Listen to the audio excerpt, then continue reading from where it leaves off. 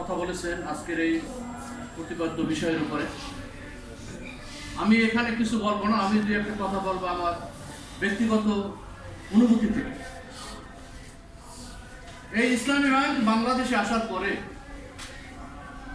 কোটি কোটি মানুষ ধর্ম বর্ণ নির্বিশেষে সুদের মতো একটা ভয়াবহ আযাব গজব থেকে হেফাজত করছে এই মানুষকে, এই দেশকে, এই জাতিকে, এবং বিশ্বের বুকে ইসলামী ব্যাংকের অবস্থান কোথায় ছিল আপনারা জানেন। বিষয়টা হলো, আমি মাননীয় প্রধানমন্ত্রীকে কয়েকটা কথা বলার জন্য এখানে দাঁড়াইছি। ওনার হাতে এখন সুযোগ আছে, উনি যদি চান ওনার আব্বা আম্মার চাইতে উনি অনেক উচ্চতায় যেতে পারেন, সেই সুযোগ উনি আজকে যদি চান আমাকে কোনো পয়সা দিতে হবে না।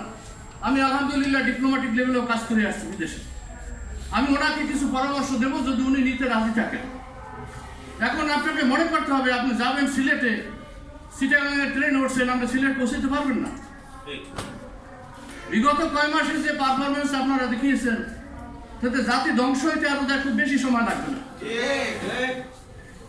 এই ধরনের ব্যাংক, এই ধরনের বীমা প্রতিষ্ঠান, এগুলোকে আরো প্যাট্রোনাইজ করা দরকার ছিল। আপনি যোগ্য লোককে যোগ্য জায়গায় পদায়ন করেন, যোগ্য হইতে হবে, আবার সৎ হইতে হবে।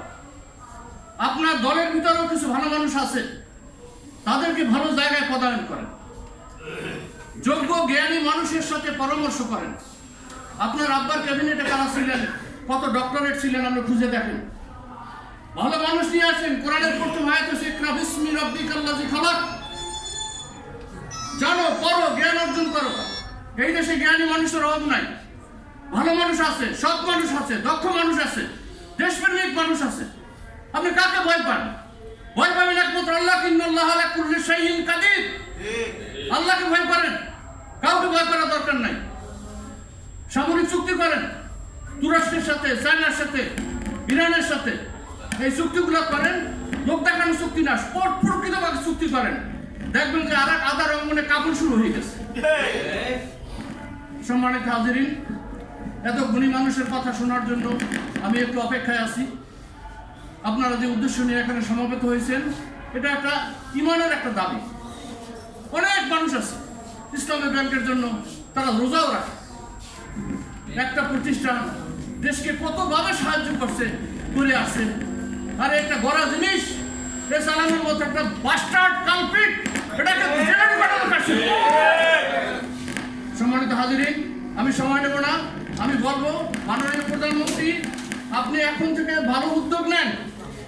যোগ্য লোককে যোগ্য জায়গায় দেন, অযোগ্য লোকদেরকে সরিয়ে দেন, দেশটাকে বাঁচান। আপনার হেফাজতের দায়িত্ব আল্লাহ নেবে। আমরা 18 কোটি মানুষ আপনার জন্য দোয়া করি, আপনি যেন সুন্দর মতো দেশ চালাতে পারেন। আমার তৌফিক ইল্লা বিল্লাহ। আসসালামু আলাইকুম ওয়া রাহমাতুল্লাহি ওয়া বারাকাতুহু। ধন্যবাদ কমান্ডার মোহাম্মদ সিদ্দিকুর রহমানকে। সম্মানিত উপস্থিতি।